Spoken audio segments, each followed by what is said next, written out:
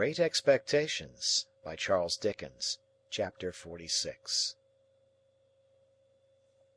8 o'clock had struck before I got into the air, that was scented, not disagreeably, by the chips and shavings of the longshore boat builders, and mast, oar, and block makers.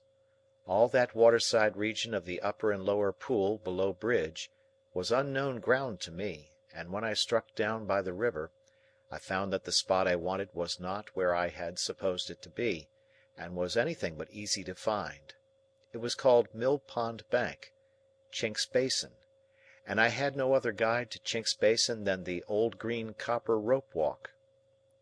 It matters not what stranded ships repairing in dry docks I lost myself among, what old hulls of ships in course of being knocked to pieces, what ooze and slime and other dregs of tide, what yards of shipbuilders and shipbreakers, what rusty anchors blindly biting into the ground, though for years off duty, what mountainous country of accumulated casks and timber, how many rope walks that were not the old green copper.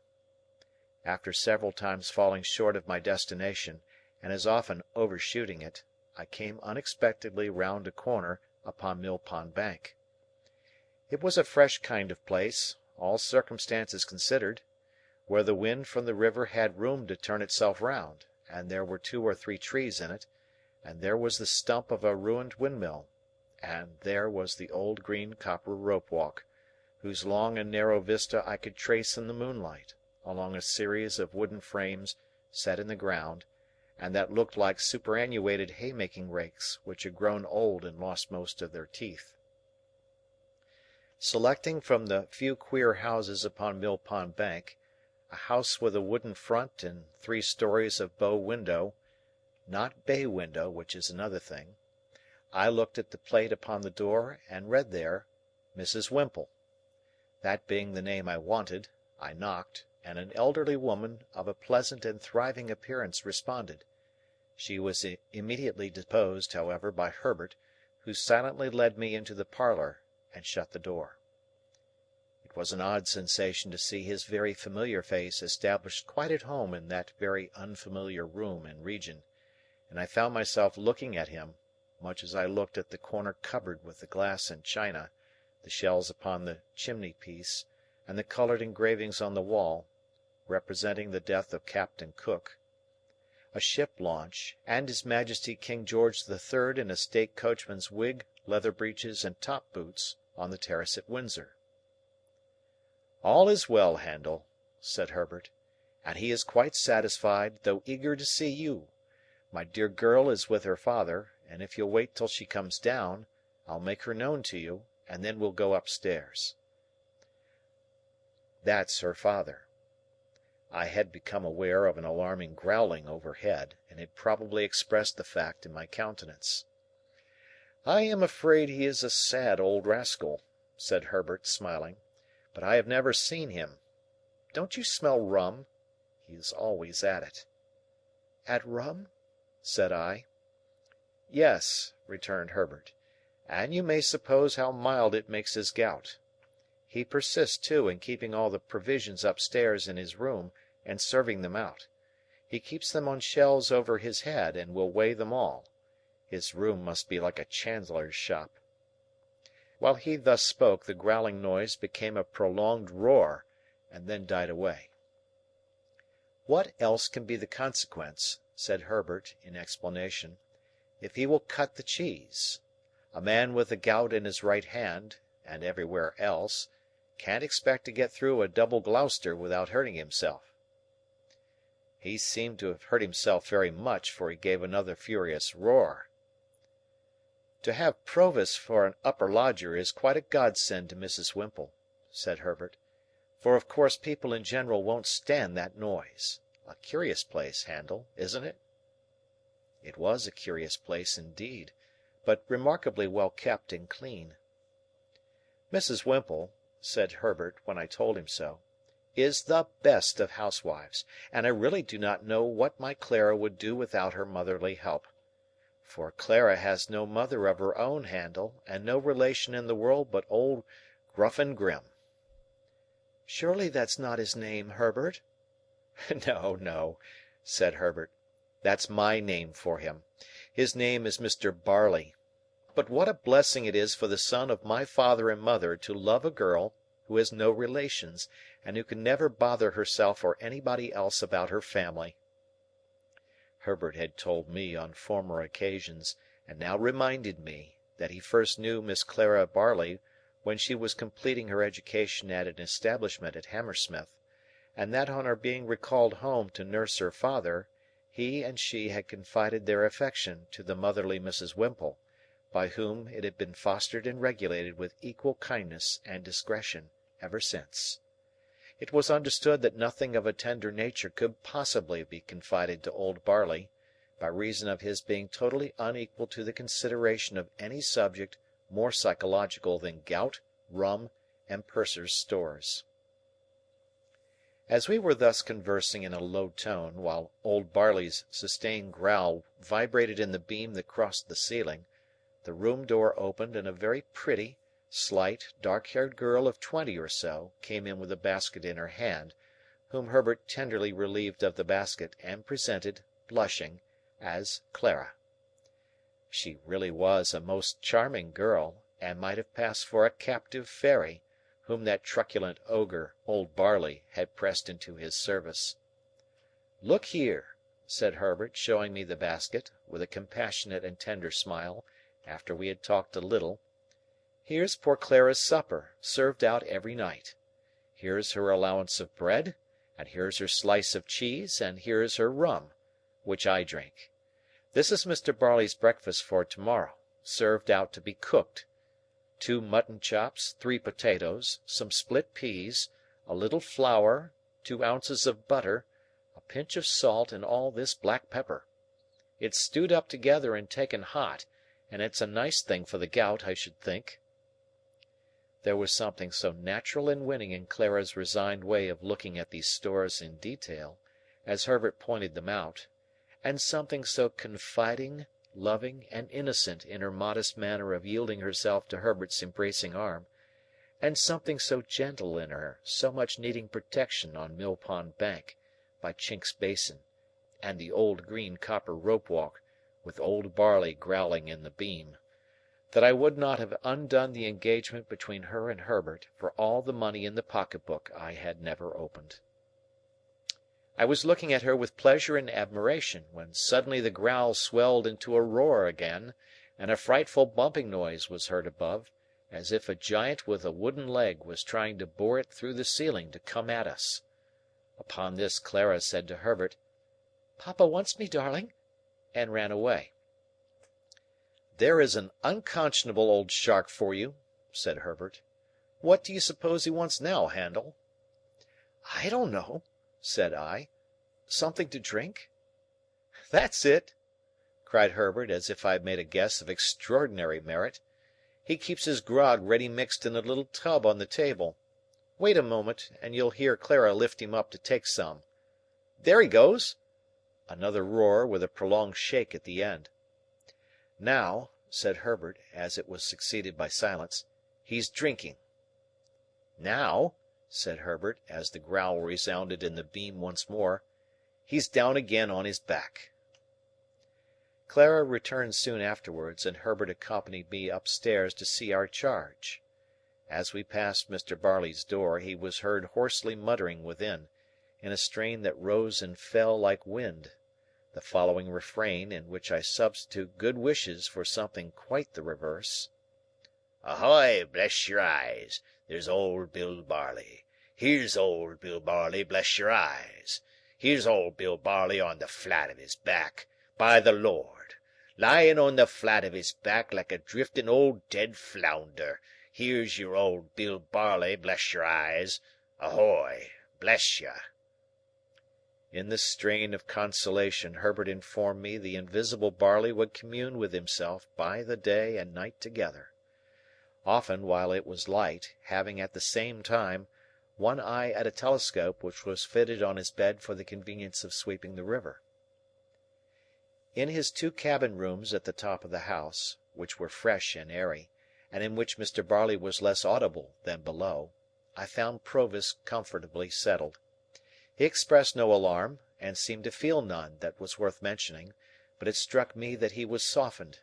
Indefinably, for I could not have said how, and could never afterwards recall how when I tried, but certainly. The opportunity that the day's rest had given me for reflection had resulted in my fully determining to say nothing to him respecting Compeyson. For anything I knew, his animosity towards the man might otherwise lead to his seeking him out and rushing on his own destruction. Therefore, when Herbert and I sat down with him by his fire, I asked him first of all whether he relied on Wemmick's judgment and sources of information. "Ay, ay, dear boy," he answered with a grave nod. "Jaggers knows." "Then I have talked with Wemmick," said I, "and have come to tell you what caution he gave me, and what advice."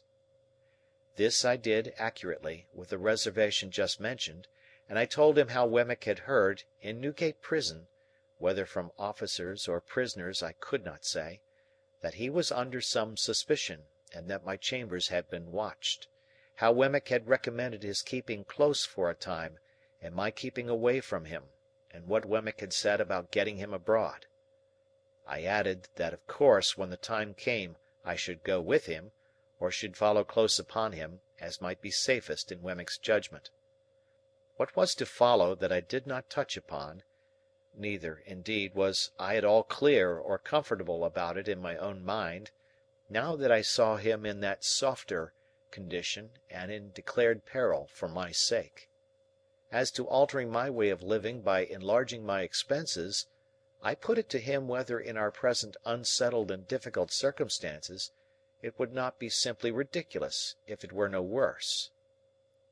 He could not deny this, and indeed was very reasonable throughout. His coming back was a venture, he said, and he had always known it to be a venture. He would do nothing to make it a desperate venture, and he had very little fear of his safety with such good help. Herbert, who had been looking at the fire and pondering, here said that something had come into his thoughts, arising out of Wemmick's suggestion, which it might be worth while to pursue. "We are both good watermen, Handel, and could take him down the river ourselves when the right time comes. No boat would then be hired for the purpose, and no boatman. That would save at least a chance of suspicion, and any chance is worth saving. Never mind the season. Don't you think it might be a good thing if you began at once to keep a boat at the Temple stairs, and were in the habit of rowing up and down the river? You fall into that habit, and then who notices or minds? Do it 20 or 50 times, and there is nothing special in your doing it the 21st or 51st. I liked this scheme, and Provis was quite elated by it.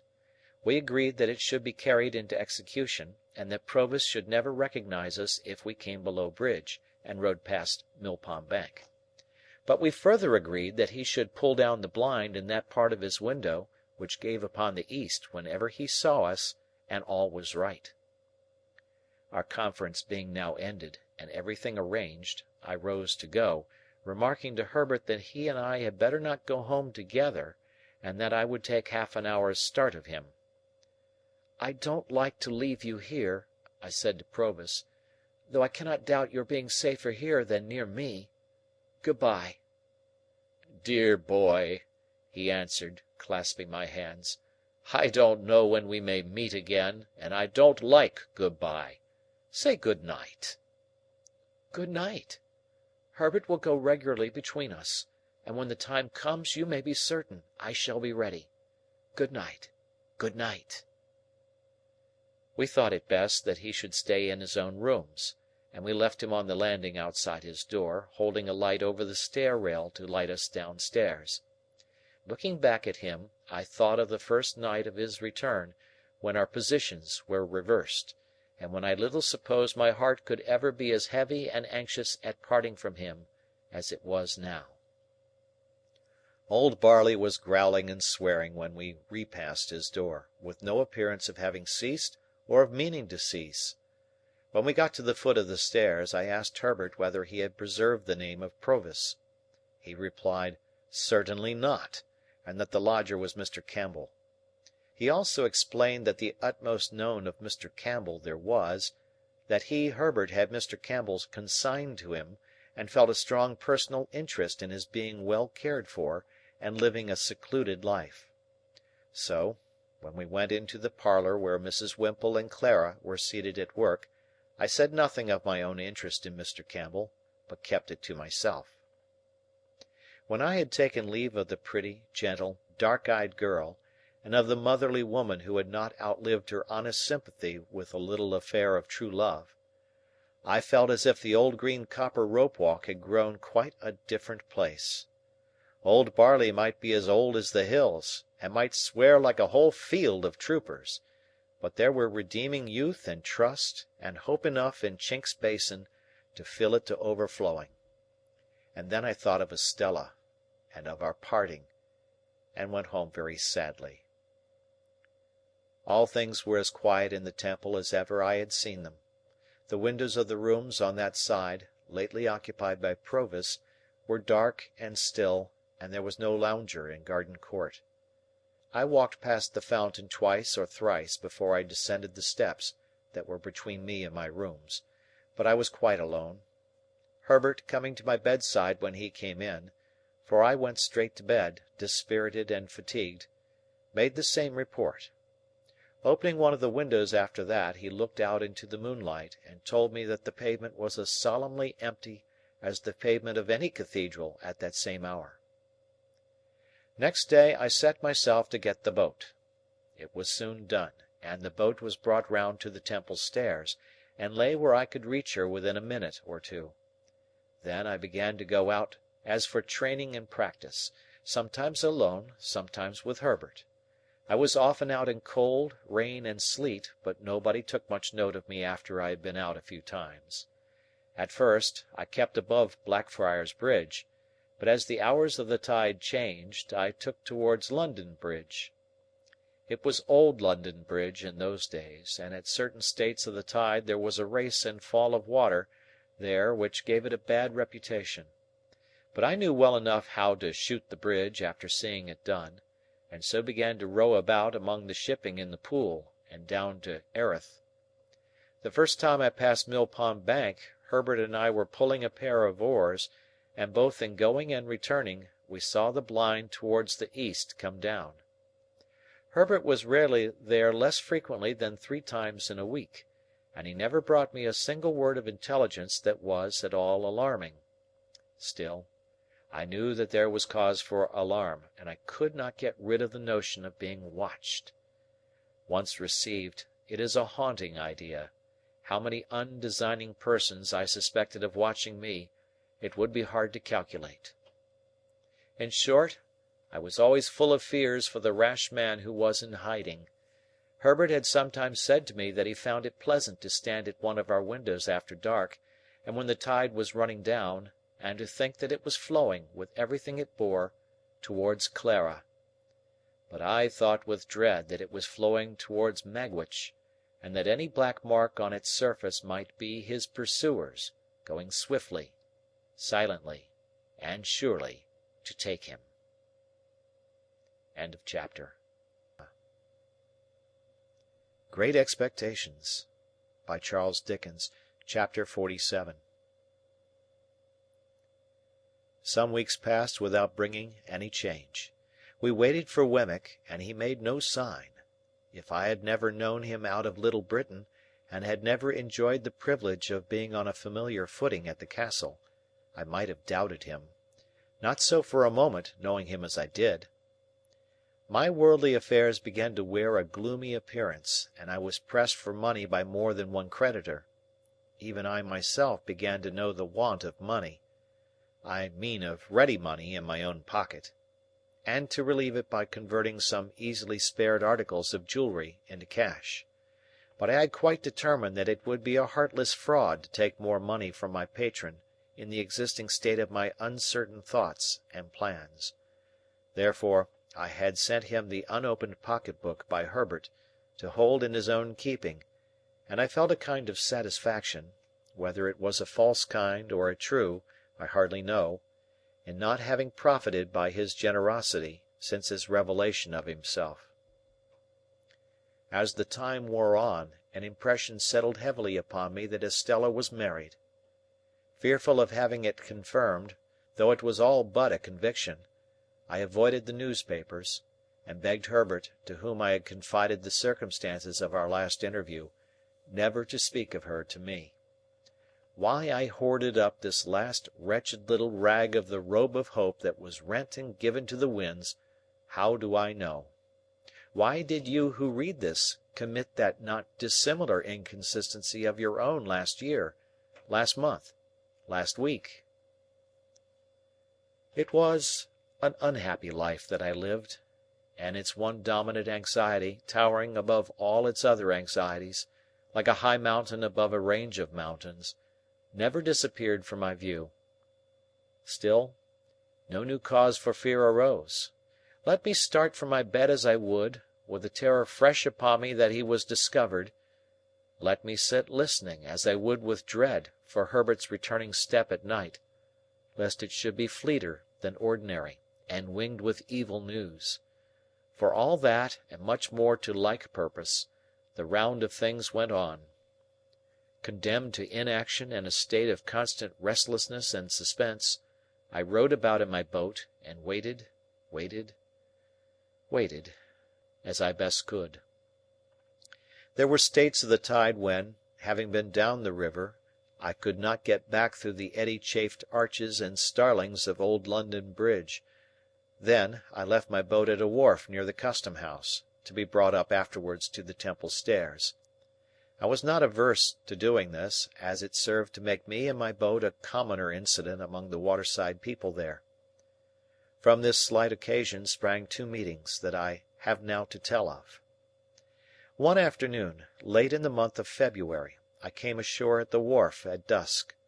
I had pulled down as far as Greenwich with the ebb tide, and had turned with the tide. It had been a fine bright day, but had become foggy as the sun dropped, and I had had to feel my way back among the shipping pretty carefully.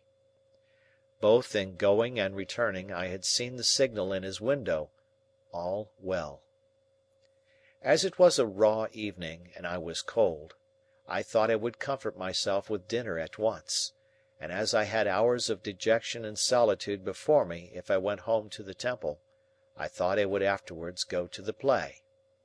The theatre where Mr. Wopsle had achieved his questionable triumph was in that waterside neighbourhood (it is nowhere now), and to that theatre I resolved to go. I was aware that Mr. Wopsle had not succeeded in reviving the drama, but on the contrary had rather partaken of its decline. He had been ominously heard of, through the playbills, as a faithful black, in connection with a little girl of noble birth, and a monkey; and Herbert had seen him as a predatory Tartar of comic propensities, with a face like a red brick, and an outrageous hat all over bells. I dined at what Herbert and I used to call a geographical chop-house, where there were maps of the world in porter-pot rims on every half-yard of the tablecloths, and charts of gravy on every one of the knives. To this day, there is scarcely a single chop-house within the Lord Mayor's dominions which is not geographical, and wore out the time in dozing over crumbs, staring at gas, and baking in a hot blast of dinners. By and by I roused myself and went to the play. There, I found a virtuous boatswain in his Majesty's service, a most excellent man, though I could have wished his trousers not quite so tight in some places, and not quite so loose in others, who knocked all the little men's hats over their eyes, though he was very generous and brave, and who wouldn't hear of anybody's paying taxes, though he was very patriotic. He had a bag of money in his pocket, like a pudding in the cloth, and on that property married a young person in bed furniture, with great rejoicings, the whole population of Portsmouth (9 in number at the last census) turning out on the beach to rub their own hands and shake everybody else's, and sing "Fill, fill." A certain dark-complexioned swab, however, who wouldn't fill, or do anything else that was proposed to him, and whose heart was openly stated, by the boatswain, to be as black as his figurehead, proposed to two other swabs to get all mankind into difficulties, which was so effectually done, the Swab family having considerable political influence, that it took half the evening to set things right, and then it was only brought about through an honest little grocer with a white hat, black gaiters, and red nose, getting into a clock with a gridiron and listening, and coming out, and knocking everybody down from behind with the gridiron whom I couldn't confute with what he had overheard. This led to Mr. Wopsle's, who had never been heard of before, coming in with a star and garter on, as a plenipotentiary of great power direct from the Admiralty, to say that the Swabs were all to go to prison on the spot, and that he had brought the boatswain down the Union Jack, as a slight acknowledgment of his public services. The boatswain, unmanned for the first time, respectfully dried his eyes on the Jack, and then cheering up, and addressing Mr. Wopsle as "Your Honour," solicited permission to take him by the fin. Mr. Wopsle, conceding his fin with a gracious dignity, was immediately shoved into a dusty corner, while everybody danced a hornpipe, and from that corner, surveying the public with a discontented eye, became aware of me. The second piece was the last new grand comic Christmas pantomime, in the first scene of which it pained me to suspect that I detect Mr. Wopsle with red worsted legs under a highly magnified phosphoric countenance and a shock of red curtain fringe for his hair, engaged in the manufacture of thunderbolts in a mine, and displaying great cowardice when his gigantic master came home, very hoarse, to dinner. But he presently presented himself under worthier circumstances, for, the genius of youthful love being in want of assistance, on account of the parental brutality of an ignorant farmer who opposed the chance of his daughter's heart by purposely falling upon the object, in a flour sack, out of the first-floor window, summoned a sententious enchanter, and he, coming up from the antipodes rather unsteadily, after an apparently violent journey, proved to be Mr. Wopsle in a high-crowned hat, with a necromantic work in one volume under his arm. The business of this enchanter on earth being principally to be talked at, sung at, butted at, danced at, and flashed at with fires of various colours, he had a good deal of time on his hands, and I observed with great surprise that he devoted it to staring in my direction as if he were lost in amazement. There was something so remarkable in the increasing glare of Mr. Wopsle's eye, and he seemed to be turning so many things over in his mind and to grow so confused, that I could not make it out. I sat thinking of it long after he had ascended to the clouds in a large watch-case, and still I could not make it out. I was still thinking of it when I came out of the theatre an hour afterwards, and found him waiting for me near the door. "How do you do?" said I, shaking hands with him as we turned down the street together. "I saw that you saw me." "Saw you, Mr. Pip?" he returned. "Yes, of course I saw you. But who else was there?" "Who else?" "It is the strangest thing," said Mr. Wopsle, drifting into his lost look again, "and yet I could swear to him." Becoming alarmed, I entreated Mr. Wopsle to explain his meaning. "Whether I should have noticed him at first but for your being there," said Mr. Wopsle, going on in the same lost way, "I can't be positive. Yet I think I should." Involuntarily I looked round me, as I was accustomed to look round me when I went home, for these mysterious words gave me a chill. "Oh, he can't be in sight," said Mr. Wopsle. "He went out before I went off. I saw him go." Having the reason that I had for being suspicious, I even suspected this poor actor. I mistrusted a design to entrap me into some admission; therefore I glanced at him as we walked on together, but said nothing. "I had a ridiculous fancy that he must be with you, Mr. Pip, till I saw that you were quite unconscious of him, sitting behind you there, like a ghost." My former chill crept over me again, but I was resolved not to speak yet, for it was quite consistent with his words that he might be set on to induce me to connect these references with Provis. Of course, I was perfectly sure and safe that Provis had not been there. "I dare say you wonder at me, Mr. Pip. Indeed, I see you do. But it is so very strange. You will hardly believe what I am going to tell you. I could hardly believe it myself, if you told me." "Indeed?" said I. "No, indeed. Mr. Pip, you remember in old times a certain Christmas Day when you were quite a child, and I dined at Gargery's, and some soldiers came to the door to get a pair of handcuffs mended?" "I remember it very well." "And you remember that there was a chase after two convicts, and that we joined in it, and that Gargery took you on his back, and that I took the lead, and you kept with me as well as you could?" "I remember it all very well." Better than he thought, except the last clause. "And you remember that we came up with the two in a ditch, and that there was a scuffle between them, and that one of them had been severely handled and much mauled about the face by the other?" "I see it all before me." "And that the soldiers lighted torches, and put the two in the centre, and that we went on to see the last of them, over the black marshes, with a torchlight shining on their faces. I am particular about that, with the torchlight shining on their faces, when there was an outer ring of dark night all about us?" "Yes," said I. "I remember all that."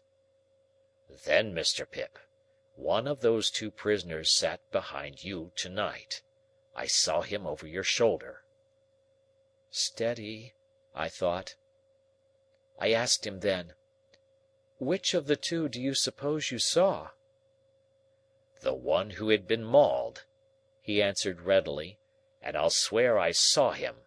The more I think of him, the more certain I am of him." "This is very curious," said I, with the best assumption I could put on of its being nothing more to me. "Very curious indeed." I cannot exaggerate the enhanced disquiet into which this conversation threw me, or the special and peculiar terror I felt at Compeyson's having been behind me, like a ghost. If he had ever been out of my thoughts for a few moments together since the hiding had begun, it was in those very moments when he was closest to me, and to think that I should be so unconscious and off my guard, after all my care, was as if I had shut an avenue of 100 doors to keep him out, and then had found him at my elbow. I could not doubt either that he was there, because I was there, and that, however slight an appearance of danger there might be about us, danger was always near and active. I put such questions to Mr. Wopsle as, "When did the man come in?" He could not tell me that. He saw me, and over my shoulder he saw the man. It was not until he had seen him for some time that he began to identify him, but he had from the first vaguely associated him with me, and known him as somehow belonging to me in the old village time. How was he dressed? Prosperously, but not noticeably otherwise, he thought, in black. Was his face at all disfigured? No, he believed not. I believed not too, for although in my brooding state I had taken no especial notice of the people behind me, I thought it likely that a face at all disfigured would have attracted my attention. When Mr. Wopsle had imparted to me all that he could recall or I extract, and when I had treated him to a little appropriate refreshment, after the fatigues of the evening, we parted. It was between 12 and 1 o'clock when I reached the Temple, and the gates were shut. No one was near me when I went in and went home. Herbert had come in, and we held a very serious council by the fire. But there was nothing to be done, saving to communicate to Wemmick what I had that night found out, and to remind him that we waited for his hint. As I thought that I might compromise him if I went too often to the Castle, I made this communication by letter. I wrote it before I went to bed, and went out and posted it, and again no one was near me. Herbert and I agreed that we could do nothing else but be very cautious. And we were very cautious indeed. More cautious than before, if that were possible; and I for my part never went near Chink's Basin, except when I rowed by, and then I only looked at Mill Pond Bank as I looked at anything else. Great Expectations by Charles Dickens. Chapter 48. The second of the two meetings referred to in the last chapter occurred about a week after the first. I had again left my boat at the wharf below Bridge. The time was an hour earlier in the afternoon, and undecided where to dine, I had strolled up into Cheapside, and was strolling along it, surely the most unsettled person in all the busy concourse, when a large hand was laid upon my shoulder by some one overtaking me. It was Mr. Jaggers's hand, and he passed it through my arm. "As we are going in the same direction, Pip, we may walk together. Where are you bound for?" "For the Temple, I think," said I. "Don't you know?" said Mr. Jaggers. "Well," I returned, glad for once to get the better of him in cross-examination, "I do not know, for I have not made up my mind." "You are going to dine?" said Mr. Jaggers. "You don't mind admitting that, I suppose?" "No," I returned, "I don't mind admitting that." "And are not engaged?" "I don't mind admitting also that I am not engaged." "Then," said Mr. Jaggers, "come and dine with me." I was going to excuse myself, when he added, "Wemmick's coming." So I changed my excuse into an acceptance, the few words I had uttered serving for the beginning of either, and we went along Cheapside and slanted off to Little Britain, where the lights were springing up brilliantly in the shop windows, and the street lamp-lighters, scarcely finding ground enough to plant their ladders on in the midst of the afternoon's bustle, were skipping up and down and running in and out, opening more red eyes in the gathering fog than my rushlight tower at the Hummums had opened white eyes in the ghostly wall. At the office in Little Britain there was the usual letter-writing, hand-washing, candle-snuffing, and safe-locking that closed the business of the day. As I stood idle by Mr. Jaggers's fire, its rising and falling flame made the two casts on the shelf look as if they were playing a diabolical game of bo-peep with me, while the pair of coarse fat office candles that dimly lighted Mr. Jaggers as he wrote in a corner were decorated with dirty winding-sheets, as if in remembrance of a host of hanged clients.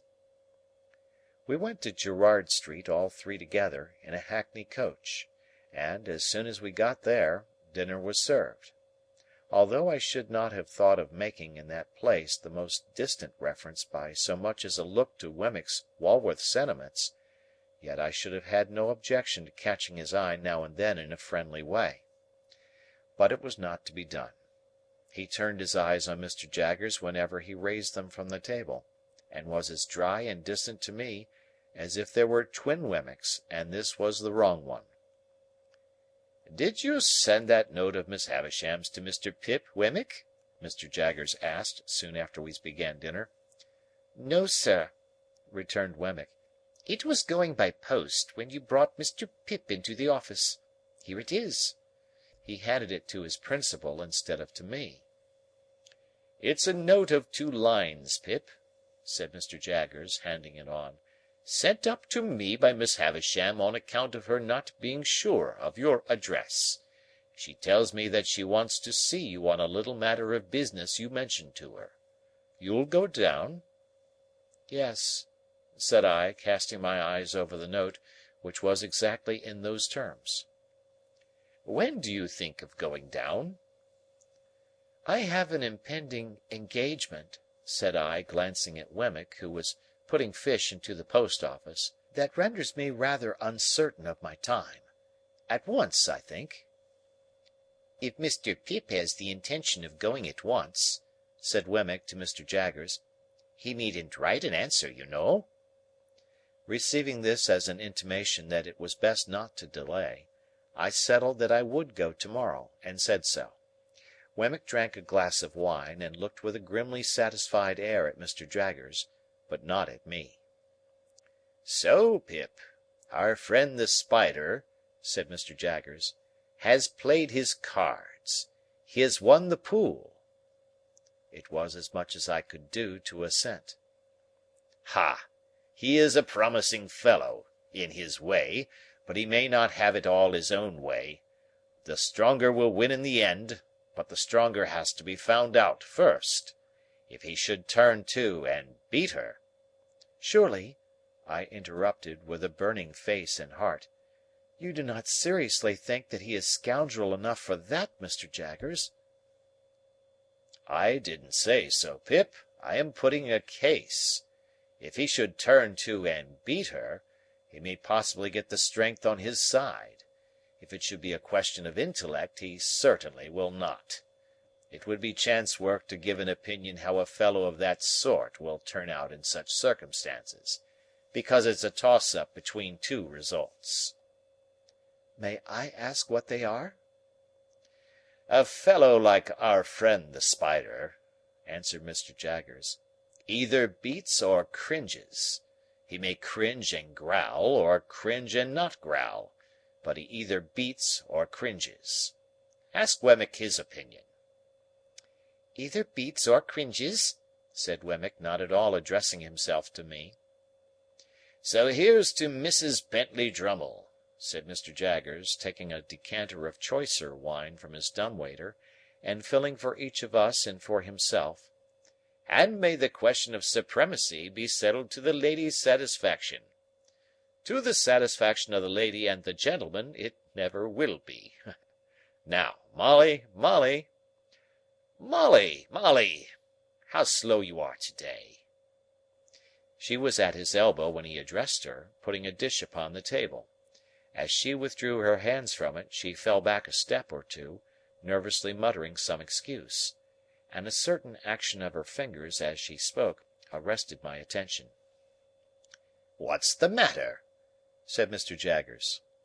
"Nothing. Only the subject we were speaking of," said I, "was rather painful to me." The action of her fingers was like the action of knitting. She stood looking at her master, not understanding whether she was free to go, or whether he had more to say to her and would call her back if she did go. Her look was very intent. Surely I had seen exactly such eyes and such hands on a memorable occasion very lately. He dismissed her, and she glided out of the room. But she remained before me as plainly as if she were still there. I looked at those hands, I looked at those eyes, I looked at that flowing hair, and I compared them with other hands, other eyes, other hair that I knew of, and with what those might be after 20 years of a brutal husband and a stormy life. I looked again at those hands and eyes of the housekeeper, and thought of the inexplicable feeling that had come over me when I last walked, not alone, in the ruined garden, and through the deserted brewery. I thought how the same feeling had come back when I saw a face looking at me, and a hand waving to me from a stage-coach window, and how it had come back again and had flashed about me like lightning, when I had passed in a carriage, not alone, through a sudden glare of light in a dark street. I thought how one link of association had helped that identification in the theatre, and how such a link, wanting before, had been riveted for me now, when I had passed by a chance, swift from Estella's name to the fingers with their knitting action, and the attentive eyes. And I felt absolutely certain that this woman was Estella's mother. Mr. Jaggers had seen me with Estella, and was not likely to have missed the sentiments I had been at no pains to conceal. He nodded when I said the subject was painful to me, clapped me on the back, put round the wine again, and went on with his dinner. Only twice more did the housekeeper reappear, and then her stay in the room was very short, and Mr. Jaggers was sharp with her. But her hands were Estella's hands, and her eyes were Estella's eyes, and if she had reappeared 100 times I could have been neither more sure nor less sure that my conviction was the truth. It was a dull evening, for Wemmick drew his wine, when it came round, quite as a matter of business, just as he might have drawn his salary when that came round, and with his eyes on his chief sat in a state of perpetual readiness for cross-examination. As to the quantity of wine, his post office was as indifferent and ready as any other post office for its quantity of letters. From my point of view, he was the wrong twin all the time, and only externally like the Wemmick of Walworth. We took our leave early, and left together. Even when we were groping among Mr. Jaggers's stock of boots for our hats, I felt that the right twin was on his way back, and we had not gone half a dozen yards down Gerrard Street in the Walworth direction, before I found that I was walking arm in arm with the right twin, and that the wrong twin had evaporated into the evening air. "Well," said Wemmick, "that's over. He's a wonderful man, without his living likeness, but I feel that I have to screw myself up when I dine with him, and I dine more comfortably unscrewed." I felt that this was a good statement of the case, and told him so. "Wouldn't say it to anybody but yourself," he answered. "I know that what is said between you and me goes no further." I asked him if he had ever seen Miss Havisham's adopted daughter, Mrs. Bentley Drummle. He said no. To avoid being too abrupt, I then spoke of the Aged and of Miss Skiffins. He looked rather sly when I mentioned Miss Skiffins, and stopped in the street to blow his nose, with a roll of the head, and a flourish not quite free from latent boastfulness. "Wemmick," said I, "do you remember telling me, before I first went to Mr. Jaggers's private house, to notice that housekeeper?" "Did I?" he replied. "Ah! I dare say I did. Deuce take me," he added suddenly, "I know I did. I find I am not quite unscrewed yet." "A wild beast tamed, you called her." "And what do you call her?" "The same. How did Mr. Jaggers tame her, Wemmick?" "That's his secret. She has been with him many a long year." "I wish you would tell me her story. I feel a particular interest in being acquainted with it. You know that what is said between you and me goes no further." "Well," Wemmick replied, "I don't know her story. That is, I don't know all of it. But what I do know I'll tell you. We are in our private and personal capacities, of course." "Of course." "A score or so of years ago, that woman was tried at the Old Bailey for murder, and was acquitted. She was a very handsome young woman, and I believe had some gipsy blood in her. Anyhow, it was hot enough when it was up, as you may suppose." "But she was acquitted." "Mr. Jaggers was for her," pursued Wemmick with a look full of meaning, "and worked the case in a way quite astonishing. It was a desperate case, and it was comparatively early days with him then, and he worked it to general admiration. In fact, it may almost be said to have made him. He worked it himself at the police office, day after day, for many days, contending against even a committal, and at the trial, where he couldn't work it himself, sat under counsel, and, every one knew, put in all the salt and pepper. The murdered person was a woman a good 10 years older, very much larger, and very much stronger. It was a case of jealousy. They both led tramping lives, and this woman in Gerrard Street here had been married very young, over the broomstick, as we say, to a tramping man, and was a perfect fury in point of jealousy. The murdered woman, more a match for the man certainly in point of years, was found dead in a barn near Hounslow Heath. There had been a violent struggle, perhaps a fight. She was bruised and scratched and torn, and had been held by the throat at last and choked. Now, there was no reasonable evidence to implicate any person but this woman, and on the improbabilities of her having been able to do it, Mr. Jaggers principally rested his case. You may be sure," said Wemmick, touching me on the sleeve, "that he never dwelt upon the strength of her hands then, though he sometimes does now." I had told Wemmick of his showing us her wrists, that day of the dinner party. "Well, sir," Wemmick went on, "it happened, don't you see, that this woman was so very artfully dressed from the time of her apprehension that she looked much slighter than she really was; in particular, her sleeves are always remembered to have been so skilfully contrived that her arms had quite a delicate look. She had only a bruise or two about her, nothing for a tramp, but the backs of her hands were lacerated, and the question was it with finger-nails? Now, Mr. Jaggers showed that she had struggled through a great lot of brambles which were not as high as her face, but which she could not have got through and kept her hands out of, and bits of those brambles were actually found in her skin and put in evidence, as well as the fact that the brambles in question were found on examination to have been broken through, and to have little shreds of her dress and little spots of blood upon them here and there. But the boldest point he made was this: it was attempted to be set up, in proof of her jealousy, that she was under strong suspicion of having, at about the time of the murder, frantically destroyed her child by this man, some 3 years old, to revenge herself upon him.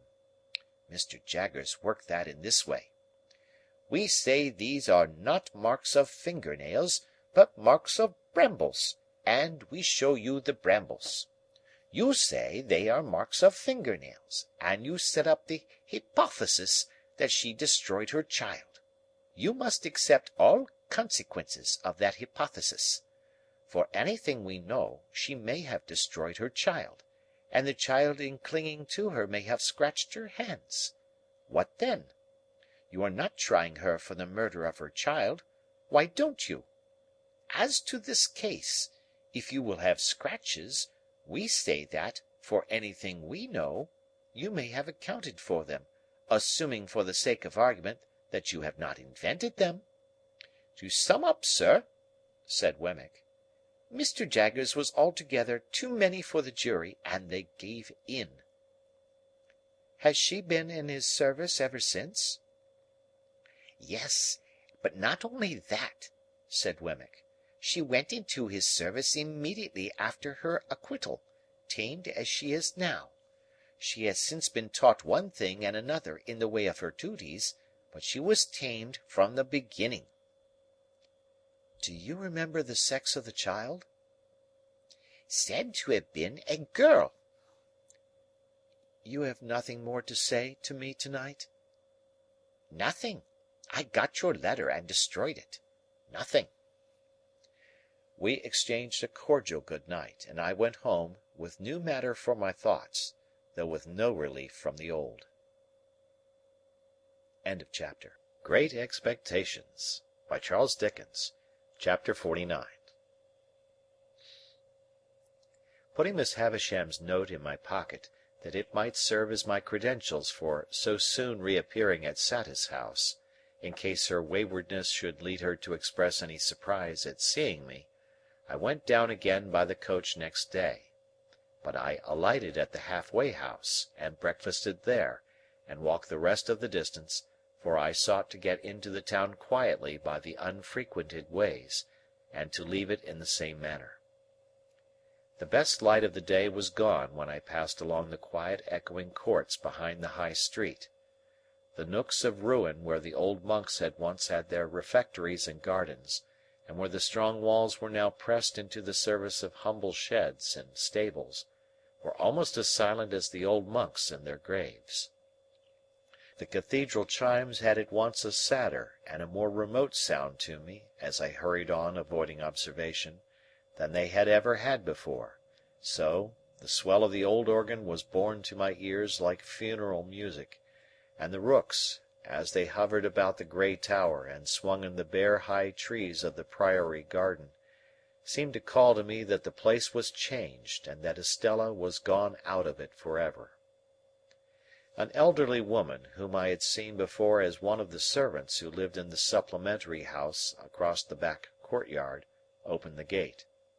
The lighted candle stood in the dark passage within, as of old, and I took it up and ascended the staircase, alone. Miss Havisham was not in her own room, but was in the larger room across the landing. Looking in at the door, after knocking in vain, I saw her sitting on the hearth in a ragged chair, close before, and lost in the contemplation of, the ashy fire. Doing as I had often done, I went in, and stood touching the old chimney-piece, where she could see me when she raised her eyes.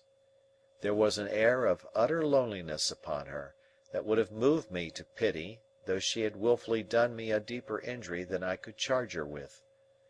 As I stood compassionating her, and thinking how, in the progress of time, I too had come to be a part of the wrecked fortunes of that house, her eyes rested on me. She stared, and said in a low voice, "Is it real?" "It is I, Pip. Mr. Jaggers gave me your note yesterday, and I have lost no time." "Thank you, thank you." As I brought another of the ragged chairs to the hearth and sat down, I remarked a new expression on her face, as if she were afraid of me.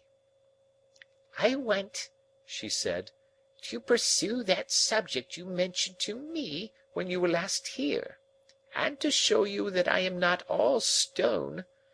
But perhaps you can never believe now that there is anything human in my heart?" When I said some reassuring words, she stretched out her tremulous right hand as though she was going to touch me, but she recalled it again before I understood the action, or knew how to receive it. "You said, speaking for your friend, that you could tell me how to do something useful and good. Something that you would like done, is it not?" "Something that I would like done very much." "What is it?" I began explaining to her that secret history of the partnership. I had not got far into it, when I judged from her looks that she was thinking in a discursive way of me, rather than of what I said.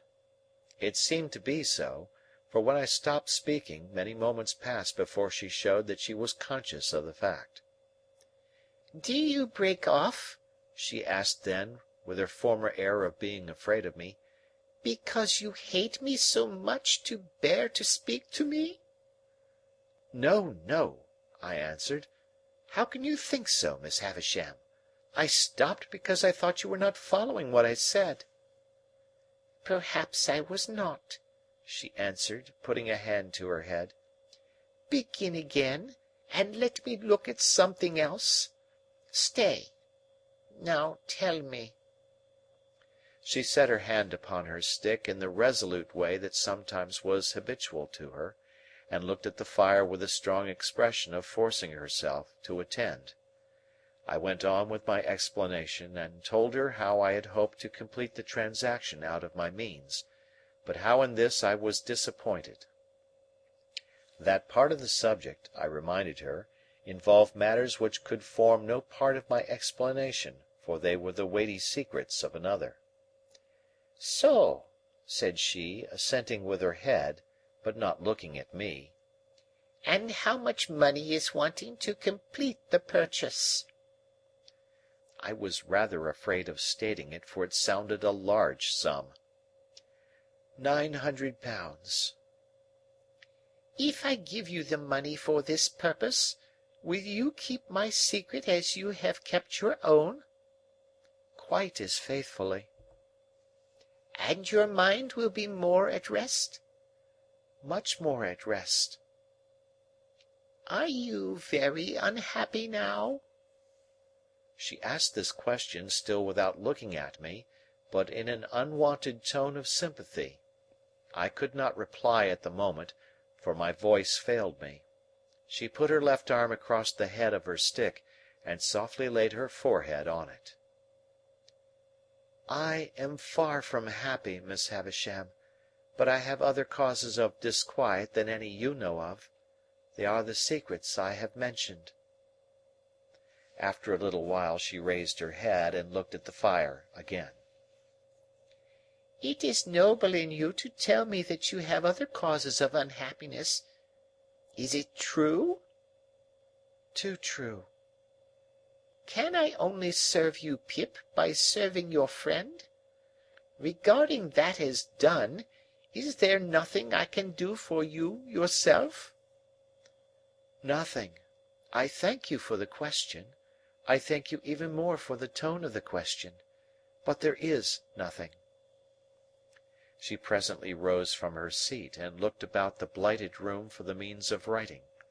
There were none there, and she took from her pocket a yellow set of ivory tablets, mounted in tarnished gold, and wrote upon them with a pencil in a case of tarnished gold that hung from her neck. You are still on friendly terms with Mr. Jaggers? Quite. I dined with him yesterday. This is an authority to him to pay you that money, to lay out at your irresponsible discretion for your friend. I keep no money here, but if you would rather Mr. Jaggers knew nothing of the matter, I will send it to you. Thank you, Miss Havisham. I have not the least objection to receiving it from him.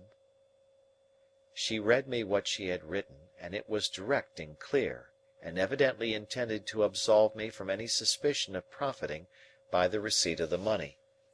I took the tablets from her hand, and it trembled again. And it trembled more as she took off the chain to which the pencil was attached, and put it in mine. All this she did without looking at me. My name is on the first leaf.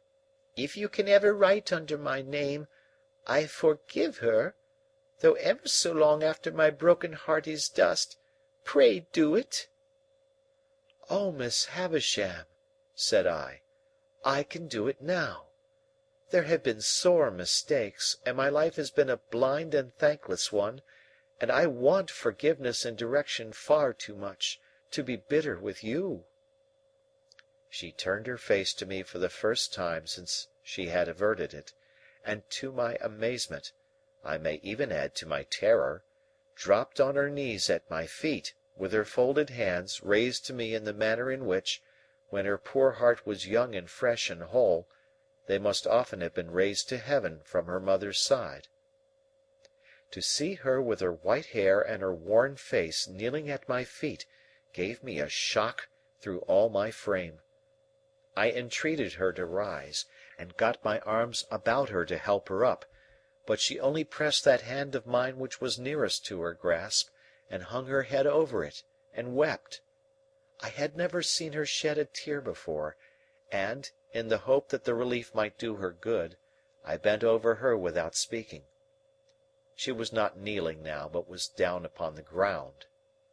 "Oh!" she cried, despairingly. "What have I done? What have I done?" "If you mean, Miss Havisham, what have you done to injure me, let me answer. Very little.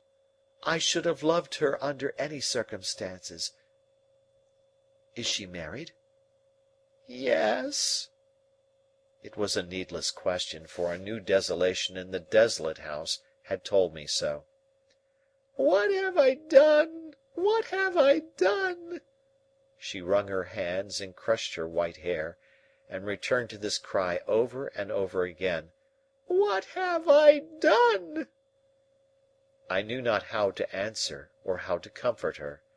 That she had done a grievous thing in taking an impressionable child to mould into the form that her wild resentment, spurned affection, and wounded pride found vengeance in, I knew full well. But that, in shutting out the light of day, she had shut out infinitely more; that in seclusion she had secluded herself from a thousand natural and healing influences; that, her mind, brooding solitary, had grown diseased, as all minds do and must and will that reverse the appointed order of their Maker, I knew equally well. And could I look upon her without compassion, seeing her punishment in the ruin she was, in her profound unfitness for this earth on which she was placed, in the vanity of sorrow which had become a master mania, like the vanity of penitence, the vanity of remorse, the vanity of unworthiness, and other monstrous vanities that have been curses in this world? Until you spoke to her the other day, and until I saw in you a looking-glass that showed me what I once felt myself, I did not know what I had done. What have I done? What have I done?" And so again, 20, 50 times over. What had she done? "Miss Havisham," I said, when her cry had died away, "you may dismiss me from your mind and conscience, but Estella is a different case, and if you can ever undo any scrap of what you have done amiss in keeping a part of her right nature away from her, it will be better to do that than to bemoan the past through 100 years." "Yes, yes, I know it. But, Pip, my dear—" There was an earnest womanly compassion for me in her new affection. "My dear, believe this. When she first came to me, I meant to save her from misery like my own. At first I meant no more." "Well, well," said I hope so." "But as she grew, and promised to be very beautiful, I gradually did worse, and with my praises, and with my jewels, and with my teachings, and with this figure of myself always before her, a warning to back and point my lessons, I stole her heart away and put ice in its place." "Better," I could not help saying, "to have left her a natural heart, even to be bruised or broken." With that, Miss Havisham looked distractedly at me for a while, and then burst out again. What had she done? "If you knew all my story," she pleaded, "you would have some compassion for me and a better understanding of me." "Miss Havisham," I answered as delicately as I could, "I believe I may say that I do know your story, and have known it ever since I first left this neighbourhood. It has inspired me with great commiseration, and I hope I understand it and its influences. Does what has passed between us give me any excuse for asking you a question relative to Estella? Not as she is, but as she was when she first came here?" She was seated on the ground, with her arms on the ragged chair, and her head leaning on them. She looked full at me when I said this, and replied, "Go on." "Whose child was Estella?" She shook her head. "You don't know?" She shook her head again. "But Mr. Jaggers brought her here, or sent her here?" "Brought her here." "Will you tell me how that came about?" She answered in a low whisper and with caution, "I had been shut up in these rooms a long time. I don't know how long; you know what time the clocks keep here. When I told him that I wanted a little girl to rear and love, and save from my fate. I had first seen him when I sent for him to lay this place waste for me, having read of him in the newspapers, before I and the world parted. He told me that he would look about him for such an orphan child. One night he brought her here, asleep, and I called her Estella." "Might I ask her age, then?" 2 or 3. She herself knows nothing, but that she was left an orphan, and I adopted her." So convinced I was of that woman's being her mother, that I wanted no evidence to establish the fact in my own mind. But to any mind, I thought, the connection here was clear and straight.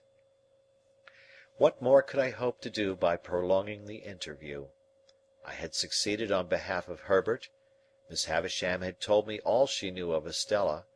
I had said and done what I could to ease her mind. No matter with what other words we parted, we parted. Twilight was closing in when I went downstairs into the natural air. I called to the woman who had opened the gate when I entered, that I would not trouble her just yet, but would walk round the place before leaving. for I had a presentiment that I should never be there again, and I felt that the dying light was suited to my last view of it. By the wilderness of casks that I had walked on long ago, and on which the rain of years had fallen since, rotting them in many places, and leaving miniature swamps and pools of water upon those that stood on end, I made my way to the ruined garden. I went all round it, round by the corner where Herbert and I had fought our battle, round by the paths where Estella and I had walked. So cold, so lonely, so dreary all. Taking the brewery on my way back, I raised the rusty latch of a little door at the garden end of it and walked through. I was going out at the opposite door, not easy to open now, for the damp wood had started and swelled, and the hinges were yielding, and the threshold was encumbered with a growth of fungus, when I turned my head to look back. A childish association revived with wonderful force in the moment of the slight action, and I fancied that I saw Miss Havisham hanging to the beam.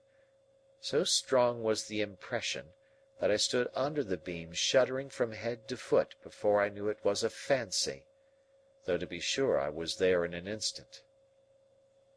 The mournfulness of the place and time, and the great terror of this illusion, though it was but momentary, caused me to feel an indescribable awe as I came out between the open wooden gates where I had once wrung my hair after Estella had wrung my heart. Passing on into the front courtyard, I hesitated whether to call the woman to let me out at the locked gate, of which she had the key, or first to go upstairs and assure myself that Miss Havisham was as safe and well as I had left her. I took the latter course and went up. I looked into the room where I had left her, and saw her seated in the ragged chair upon the hearth, close to the fire, with her back towards me. In the moment when I was withdrawing my head to go quietly away, I saw a great flaming light spring up. In the same moment I saw her running at me, shrieking, with a whirl of fire blazing all about her, and soaring at least as many feet above her head as she was high. I had a double-caped great coat on, and over my arm another thick coat.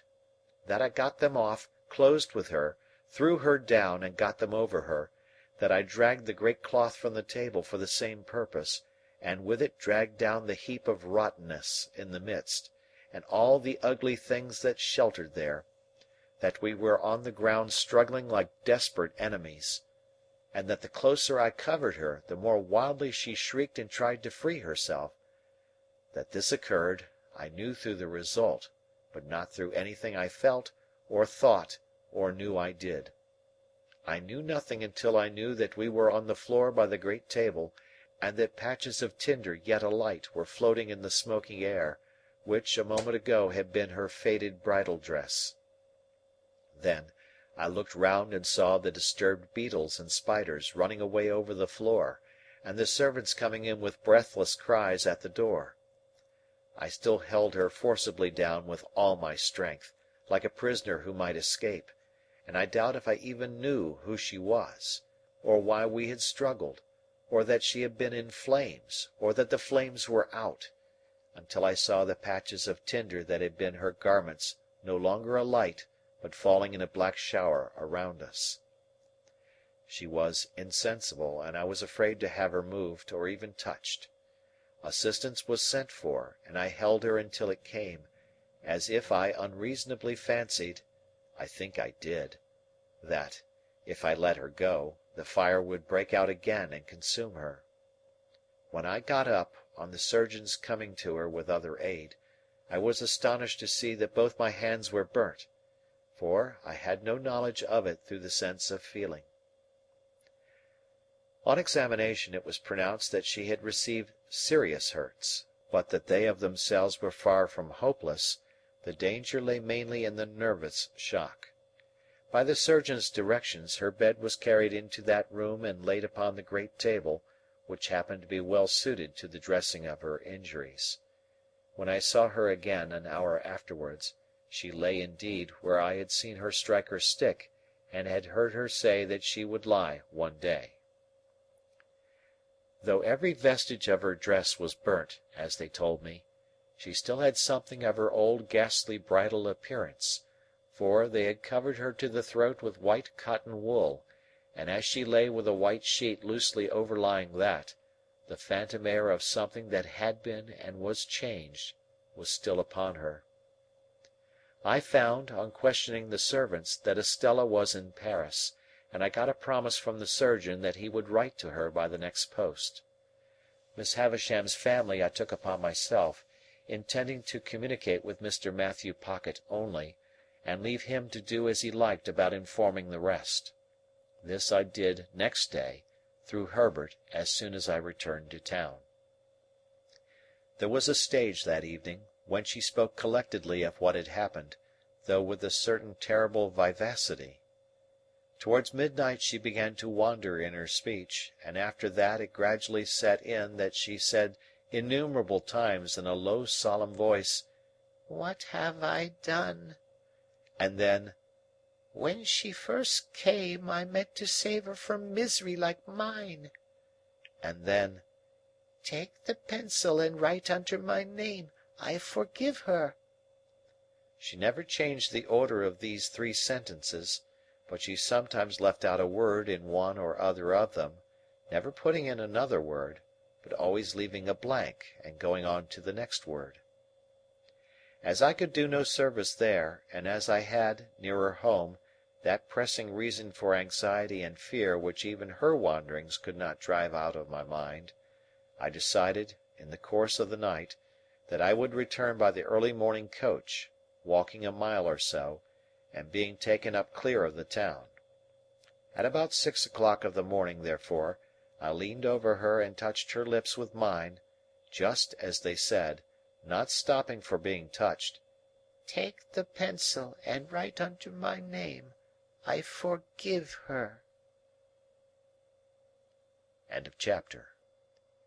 Great Expectations, by Charles Dickens. Chapter 50. My hands had been dressed twice or thrice in the night, and again in the morning. My left arm was a good deal burned to the elbow, and, less severely, as high as the shoulder. It was very painful, but the flames had set in that direction, and I felt thankful it was no worse. My right hand was not so badly burnt, but that I could move the fingers. It was bandaged, of course, but much less inconveniently than my left hand and arm. Those I carried in a sling, and I could only wear my coat like a cloak, loose over my shoulders and fastened at the neck. My hair had been caught by the fire, but not my head or face. When Herbert had been down to Hammersmith and seen his father, he came back to me at our chambers, and devoted the day to attending on me. He was the kindest of nurses, and at stated times took off the bandages, and steeped them in the cooling liquid that was kept ready, and put them on again, with a patient tenderness that I was deeply grateful for. At first, as I lay quiet on the sofa, I found it painfully difficult, I might say impossible, to get rid of the impression of the glare of the flames, their hurry and noise, and the fierce burning smell. If I dozed for a minute, I was awakened by Miss Havisham's cries, and by her running at me with all that height of fire above her head. This pain of the mind was much harder to strive against than any bodily pain I suffered, and Herbert, seeing that, did his utmost to hold my attention engaged. Neither of us spoke of the boat, but we both thought of it. That was made apparent by our avoidance of the subject, and by our agreeing, without agreement, to make my recovery of the use of my hands a question of so many hours, not of so many weeks. My first question when I saw Herbert had been, of course, whether all was well down the river. As he replied in the affirmative, with perfect confidence and cheerfulness, we did not resume the subject until the day was wearing away. But then, as Herbert changed the bandages, more by the light of the fire than by the outer light, he went back to it spontaneously. "I sat with Provis last night, Handel, 2 good hours." "Where was Clara?" "Dear little thing," said Herbert. "She was up and down with Gruff and Grim all the evening. he was perpetually pegging at the floor the moment she left his sight.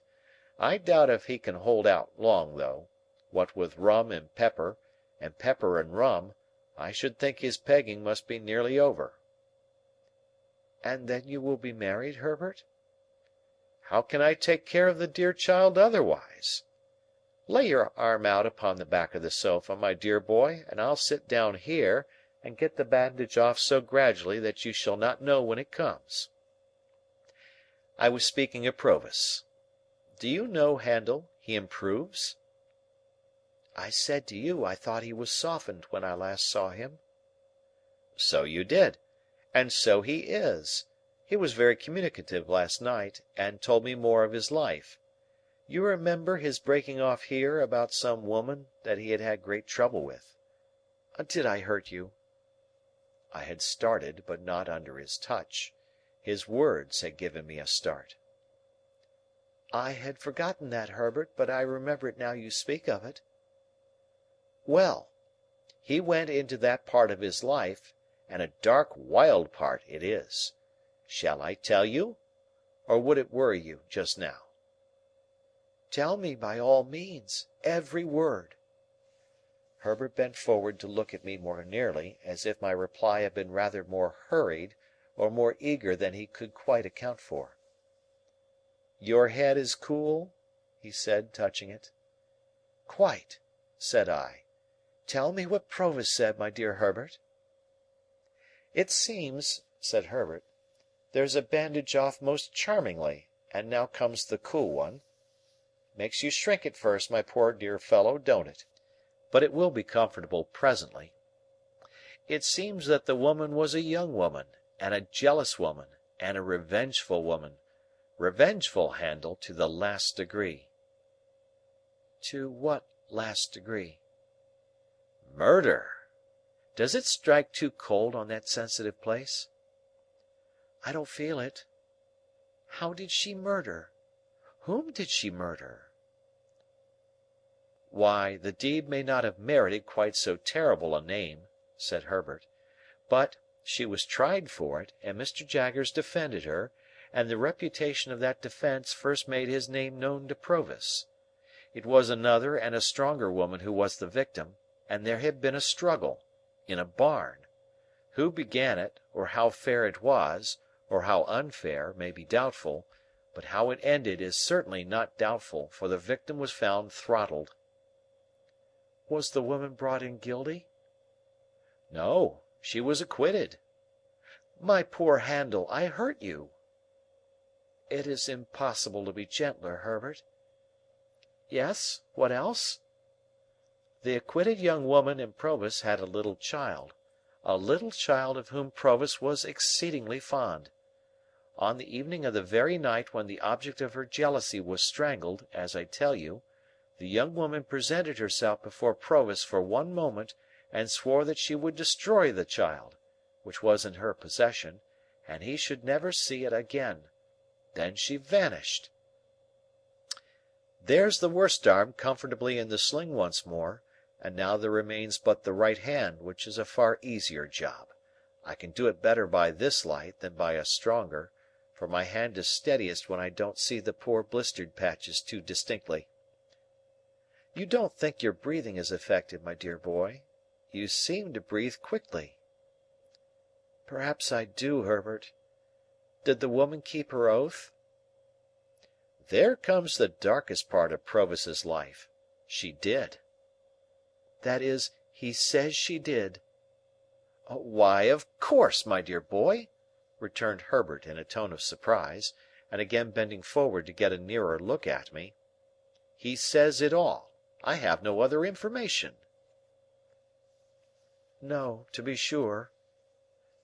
"Now, whether," pursued Herbert, "he had used the child's mother ill, or whether he had used the child's mother well, Provis doesn't say, but she had shared some 4 or 5 years of the wretched life he described to us at this fireside, and he seems to have felt pity for her, and forbearance towards her.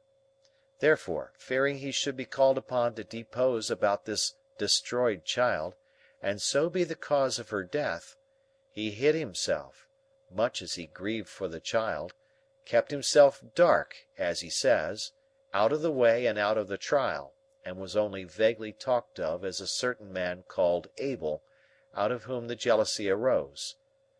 After the acquittal she disappeared, and thus he lost the child and the child's mother. I want to ask— A moment, my dear boy, and I have done.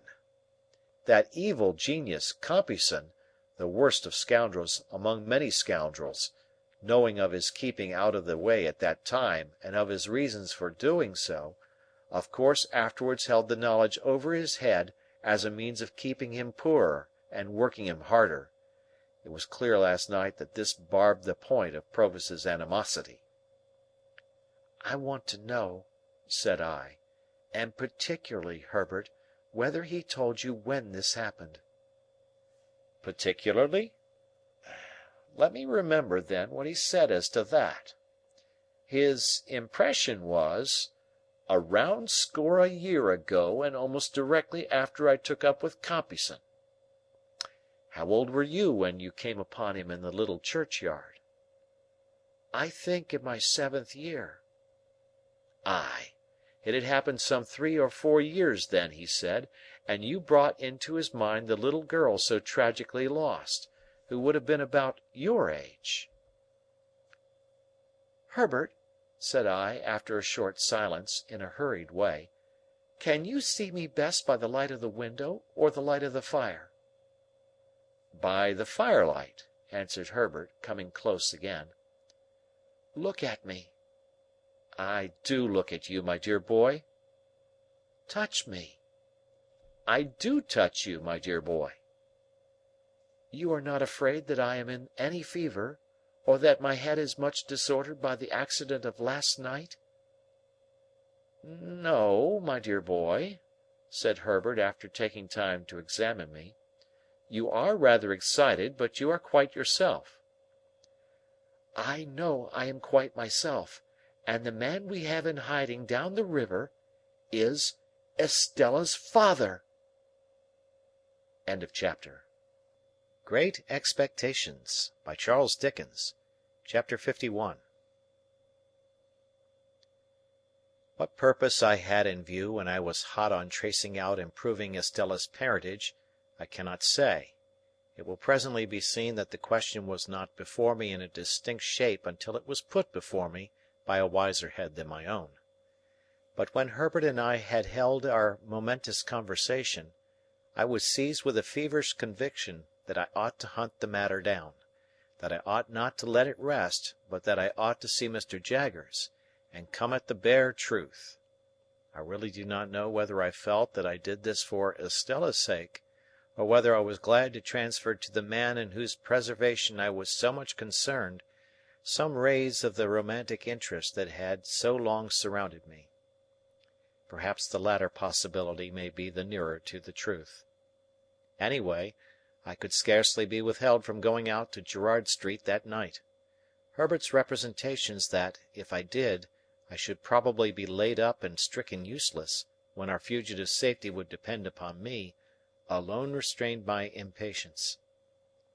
On the understanding, again and again reiterated, that, come what would, I was to go to Mr. Jaggers to-morrow, I at length submitted to keep quiet, and to have my hurts looked after, and to stay at home. Early next morning we went out together, and at the corner of Giltspur Street by Smithfield, I left Herbert to go his way into the city, and took my way to Little Britain. There were periodical occasions when Mr. Jaggers and Wemmick went over the office accounts, and checked off the vouchers, and put all things straight. On these occasions Wemmick took his books and papers into Mr. Jaggers' room, and one of the upstairs clerks came down into the outer office. Finding such clerk on Wemmick's post that morning, I knew what was going on, but I was not sorry to have Mr. Jaggers and Wemmick together, as Wemmick would then hear for himself that I said nothing to compromise him. My appearance, with my arm bandaged and my coat loose over my shoulders, favoured my object. Although I had sent Mr. Jaggers a brief account of the accident as soon as I had arrived in town, yet I had to give him all the details now, and the speciality of the occasion caused our talk to be less dry and hard, and less strictly regulated by the rules of evidence, than it had been before. When I described the disaster, Mr. Jaggers stood, according to his wont, before the fire. Wemmick leaned back in his chair, staring at me, with his hands in the pockets of his trousers, and his pen put horizontally into the post. The two brutal casts, always inseparable in my mind from the official proceedings, seemed to be congestively considering whether they didn't smell fire at the present moment. My narrative finished, and their questions exhausted, I then produced Miss Havisham's authority to receive the £900 for Herbert. Mr. Jaggers's eyes retired a little deeper into his head when I handed him the tablets, but he presently handed them over to Wemmick, with instructions to draw the cheque for his signature. While that was in course of being done, I looked on at Wemmick as he wrote, and Mr. Jaggers, poising and swaying himself on his well-polished boots, looked on at me. "I am sorry, Pip," said he, as I put the cheque in my pocket when he had signed it, "that we do nothing for you." "Miss Havisham was good enough to ask me," I returned, "whether she could do nothing for me, and I told her no." "Everybody should know his own business," said Mr. Jaggers, and I saw Wemmick's lips form the words "portable property." "I should not have told her no, if I had been you," said Mr. Jaggers, "but every man ought to know his own business best." "Every man's business," said Wemmick rather reproachfully towards me, "is portable property." As I thought the time was now come for pursuing the theme I had at heart, I said, turning on Mr. Jaggers, "I did ask something of Miss Havisham, however, sir. I asked her to give me some information relative to her adopted daughter, and she gave me all she possessed." "Did she?" said Mr. Jaggers, bending forward to look at his boots, and then straightening himself. "Ha! I don't think I should have done so if I had been Miss Havisham. But she ought to know her own business best." "I know more of the history of Miss Havisham's adopted child than Miss Havisham herself does, sir. I know her mother." Mr. Jaggers looked at me inquiringly, and repeated, "Mother?" "I have seen her mother within these 3 days." "Yes," said Mr. Jaggers. "And so have you, sir. And you have seen her still more recently." "Yes," said Mr. Jaggers. "Perhaps I know more of Estella's history than even you do," said I. "I know her father, too." A certain stop that Mr. Jaggers came to in his manner—he was too self-possessed to change his manner, but he could not help its being brought to an indefinably attentive stop—assured me that he did not know who her father was. This I had strongly suspected from Provis's account, as Herbert had repeated it, of his having kept himself dark, which I pieced on to the fact that he himself was not Mr. Jaggers's client until some 4 years later, and when he could have no reason for claiming his identity. But, I could not be sure of this unconsciousness on Mr. Jaggers's part before, though I was quite sure of it now. "So, you know the young lady's father, Pip?" said Mr. Jaggers. "Yes," I replied, "and his name is Provis, from New South Wales." Even Mr. Jaggers started when I said those words. It was the slightest start that could escape a man, the most carefully repressed and the sooner checked, but he did start, though he made it a part of the action of taking out his pocket-handkerchief. How Wemmick received the announcement I am unable to say, for I was afraid to look at him just then, lest Mr. Jaggers's sharpness should detect that there had been some communication unknown to him between us. "And on what evidence, Pip?" asked Mr. Jaggers very coolly, as he paused with his handkerchief halfway to his nose, "does Provis make this claim?" "He does not make it," said I, "and has never made it, and has no knowledge or belief that his daughter is in existence." For once, the powerful pocket-handkerchief failed. My reply was so unexpected that Mr. Jaggers put the handkerchief back into his pocket without completing the usual performance, folded his arms, and looked with stern attention at me, though with an immovable face. Then I told him all I knew, and how I knew it, with the one reservation that I left him to infer that I knew from Miss Havisham what I in fact knew from Wemmick. I was very careful indeed as to that. Nor did I look towards Wemmick until I had finished all I had to tell, and had been for some time silently meeting Mr. Jaggers' look. When I did at last turn my eyes in Wemmick's direction, I found that he had unposted his pen, and was intent upon the table before him. "Ha!" said Mr. Jaggers, at last, as he moved towards the papers on the table. "What item was it you were at, Wemmick, when Mr. Pip came in?" But I could not submit to be thrown off in that way, and I made a passionate, almost an indignant appeal, to him to be more frank and manly with me. I reminded him of the false hopes into which I had lapsed, the length of time they had lasted, and the discovery I had made, and I hinted at the danger that weighed upon my spirits. I represented myself as being surely worthy of some little confidence from him, in return for the confidence I had just now imparted. I said that I did not blame him, or suspect him, or mistrust him, but I wanted assurance of the truth from him. And if he asked me why I wanted it, and why I thought I had any right to it, I would tell him, little as he cared for such poor dreams, that I had loved Estella dearly and long, and that although I had lost her, and must live a bereaved life, whatever concerned her was still nearer and dearer to me than anything else in the world. And seeing that Mr. Jaggers stood quite still and silent, and apparently quite obdurate under this appeal, I turned to Wemmick and said, "Wemmick, I know you to be a man with a gentle heart. I have seen your pleasant home, and your old father, and all the innocent, cheerful, playful ways with which you refresh your business life. And I entreat you to say a word for me to Mr. Jaggers, and to represent to him that, all circumstances considered, he ought to be more open with me." I have never seen two men look more oddly at one another than Mr. Jaggers and Wemmick did after this apostrophe. At first, a misgiving crossed me that Wemmick would be instantly dismissed from his employment, but it melted as I saw Mr. Jaggers relax into something like a smile, and Wemmick became bolder. "What's all this?" said Mr. Jaggers. "You with an old father, and you with pleasant and playful ways?" "Well," returned Wemmick, "if I don't bring him here, what does it matter?" "Pip," said Mr. Jaggers, laying his hand upon my arm and smiling openly, "this man must be the most cunning impostor in all London." "Not a bit of it," returned Wemmick, growing bolder and bolder. "I think you're another."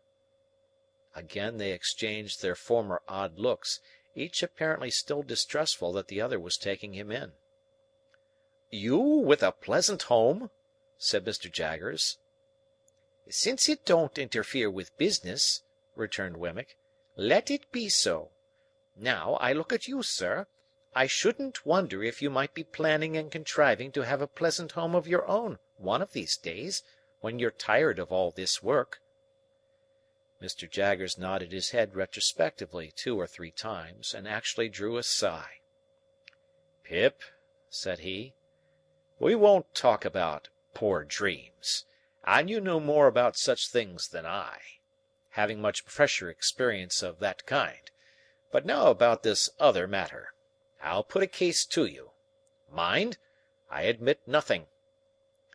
He waited for me to declare that I quite understood that he expressly said that he admitted nothing. "Now, Pip," said Mr. Jaggers, "put this case. Put the case that a woman, under such circumstances as you have mentioned, held her child concealed, and was obliged to communicate the fact to her legal adviser, on his representing to her that he must know, with an eye to the latitude of his defence, how the facts stood about that child. Put the case that, At the same time he held a trust to find a child for an eccentric rich lady to adopt and bring up. I follow you, sir.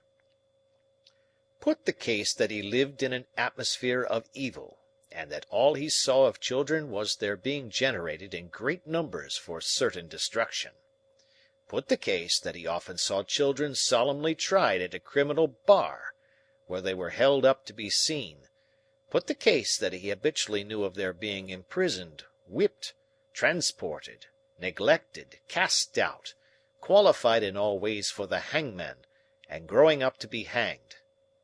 Put the case that pretty nigh all the children he saw in his daily business life he had reason to look upon as so much spawn, to develop into the fish that were to come to his net, to be prosecuted, defended, forsworn, made orphans, bedevilled somehow. I follow you, sir.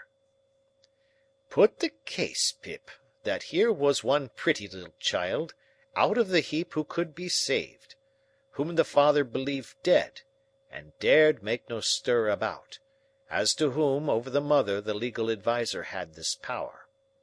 I know what you did and how you did it. You came so and so. You did such and such things to divert suspicion. I have tracked you through it all, and I tell it you all. Part with the child, unless it should be necessary to produce it to clear you, and then it shall be produced. Give the child into my hands, and I will do my best to bring you off. If you are saved, your child is saved too. If you are lost, your child is still saved. Put the case that this was done, and that the woman was cleared.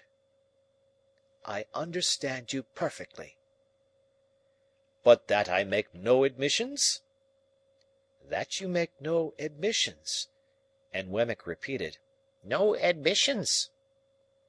Put the case, Pip, that passion and the terror of death had a little shaken the woman's intellects, and that when she was set at liberty, she was scared out of the ways of the world, and went to him to be sheltered. Put the case that he took her in, and that he kept down the old, wild, violent nature whenever he saw an inkling of its breaking out, by asserting his power over her in the old way. Do you comprehend the imaginary case? Quite. Put the case that the child grew up and was married for money, that the mother was still living, that the father was still living, that the mother and father, unknown to one another, were dwelling within so many miles, furlongs, yards, if you like, of one another, that the secret was still a secret, except that you had got wind of it. Put that last case to yourself very carefully. I do. I ask Wemmick to put it to himself very carefully. And Wemmick said, I do. For whose sake would you reveal the secret? For the father's? I think he would not be much the better for the mother. For the mother's? I think if she had done such a deed, she would be safer where she was. For the daughter's?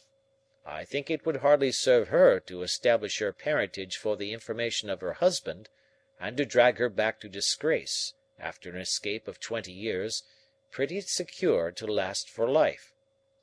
But add the case that you had loved her, Pip, and had made her the subject of those poor dreams, which have at one time or another been in the heads of more men than you think likely, then I tell you that you had better, and would much sooner, when you had thought well of it, chop off that bandaged left hand of yours with your bandaged right hand, and then pass the chopper on to Wemmick here to cut that off too.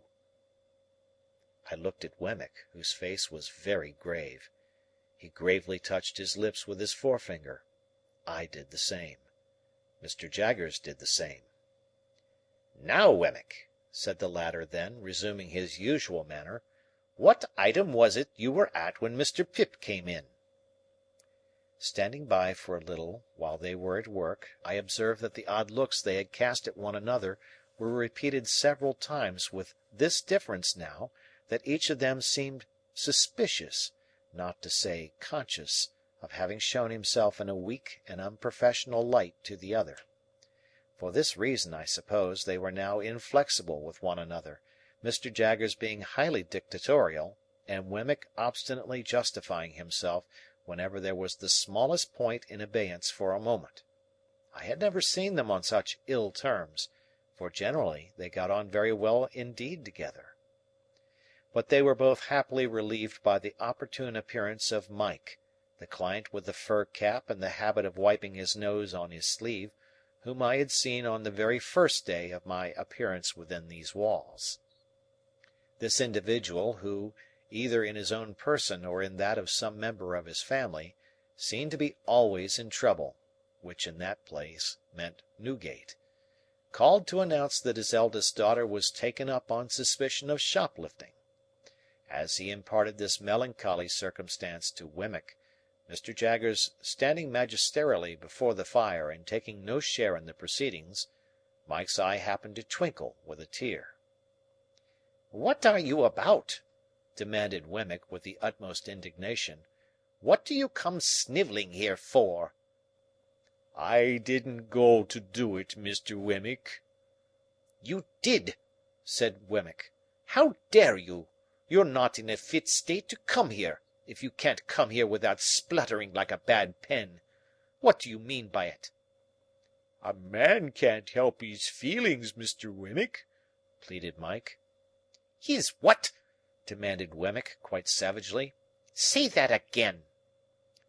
"Now look here, my man," said Mr. Jaggers, advancing a step and pointing to the door. "Get out of this office. I'll have no feelings here. Get out." "It serves you right," said Wemmick. "Get out."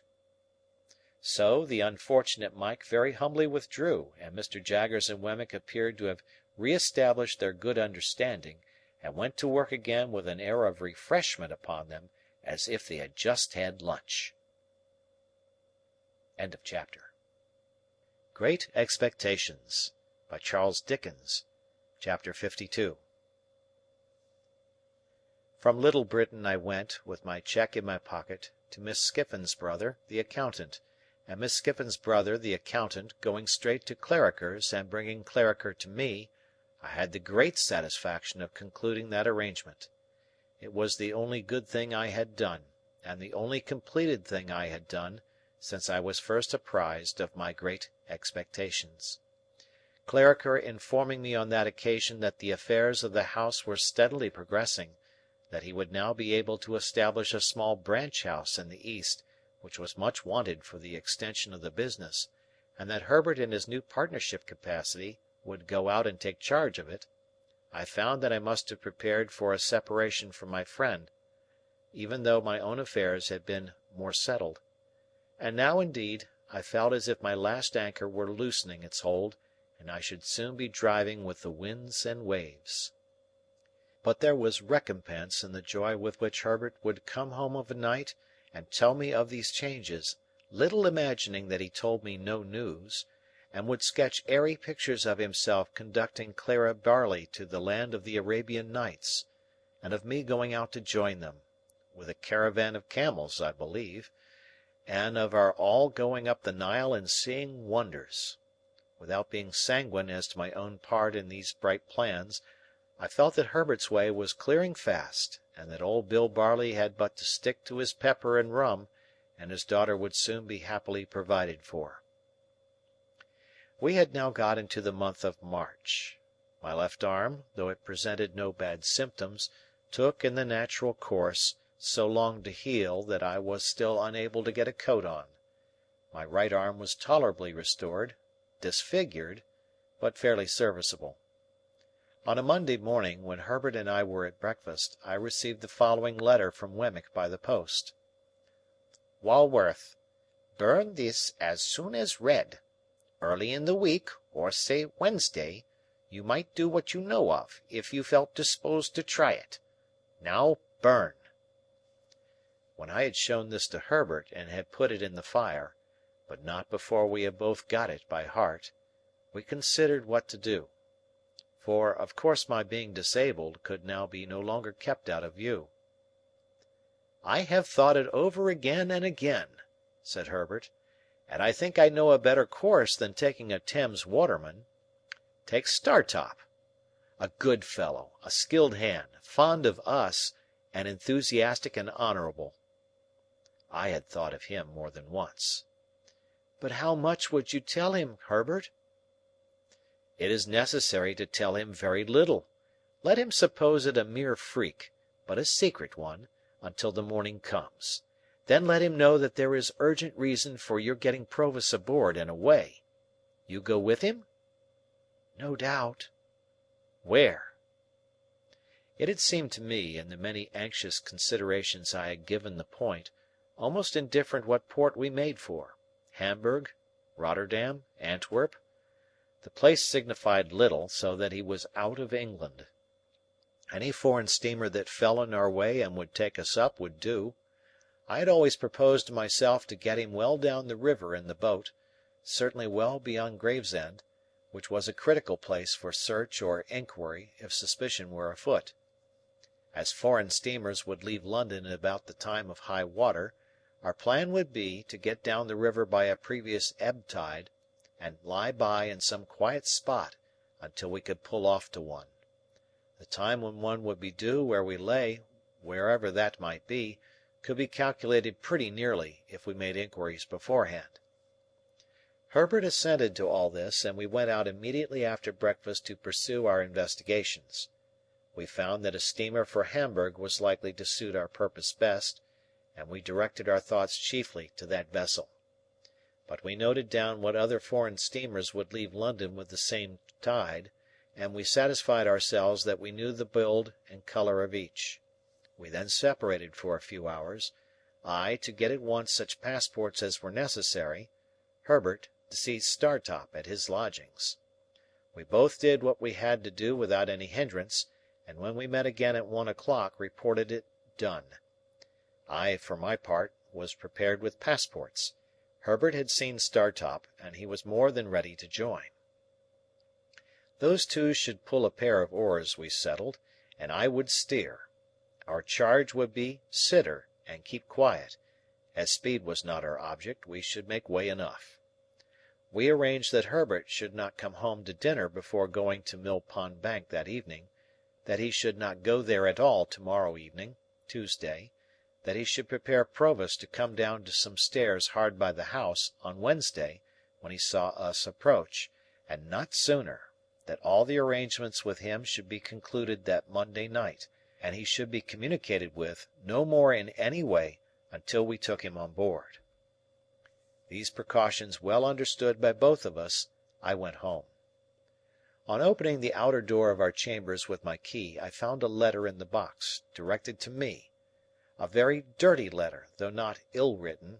It had been delivered by hand, of course, since I left home, and its contents were these: "If you are not afraid to come to the Old Marshes to-night or to-morrow night at 9, and to come to the little sluice house by the lime kiln, you had better come. If you want information regarding your uncle Provis, you had much better come and tell no one, and lose no time. You must come alone. Bring this with you." I had had load enough upon my mind before the receipt of this strange letter. What to do now, I could not tell. And the worst was, that I must decide quickly, or I should miss the afternoon coach, which would take me down in time for to-night. To-morrow night I could not think of going, for it would be too close upon the time of the flight, and again, for anything I knew, the proffered information might have some important bearing on the flight itself. If I had had ample time for consideration, I believe I should still have gone. Having hardly any time for consideration, my watch showing me that the coach started within half an hour, I resolved to go. I should certainly not have gone but for the reference to my uncle Provis. That, coming on Wemmick's letter and the morning's busy preparation, turned the scale. It is so difficult to become clearly possessed of the contents of almost any letter in a violent hurry, that I had to read this mysterious epistle again twice, before its injunction to me to be secret got mechanically into my mind. Yielding to it in the same mechanical kind of way, I left a note in pencil for Herbert, telling him that as I should be so soon going away, I knew not for how long, I had decided to hurry down and back, to ascertain for myself how Miss Havisham was faring. I had then barely time to get my greatcoat, lock up the chambers, and make for the coach office by the short byways. If I had taken a hackney chariot and gone by the streets, I should have missed my aim; going as I did, I caught the coach just as it came out of the yard. I was the only inside passenger, jolting away knee-deep in straw, when I came to myself. For I really had not been myself since the receipt of the letter. It had so bewildered me, ensuing on the hurry of the morning. The morning hurry and flutter had been great, for, long and anxiously as I had waited for Wemmick, his hint had come like a surprise, at last; and now I began to wonder at myself for being in the coach, and to doubt whether I had sufficient reason for being there, and to consider whether I should get out presently and go back, and to argue against ever heeding an anonymous communication, and, in short, to pass through all those phases of contradiction and indecision to which I suppose very few hurried people are strangers. Still, the reference to Provis by name mastered everything. I reasoned as I had reasoned already without knowing it, if that be reasoning; in case any harm should befall him through my not going, how could I ever forgive myself? It was dark before we got down, and the journey seemed long and dreary to me, who could see little of it inside, and who could not go outside in my disabled state. Avoiding the Blue Boar, I put up at an inn of minor reputation down the town, and ordered some dinner. While it was preparing, I went to Satis House and inquired for Miss Havisham. She was still very ill, though considered something better. My inn had once been a part of an ancient ecclesiastical house, and I dined in a little octagonal common room, like a font. As I was not able to cut my dinner, the old landlord with a shining bald head did it for me. This bringing us into conversation, he was so good as to entertain me with my own story, of course with the popular feature that Pumblechook was my earliest benefactor and the founder of my fortunes. "Do you know the young man?" said I. "Know him!" repeated the landlord. "Ever since he was—no height at all."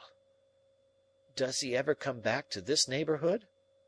"Ay, he comes back," said the landlord, "to his great friends now and again, and gives the cold shoulder to the man that made him."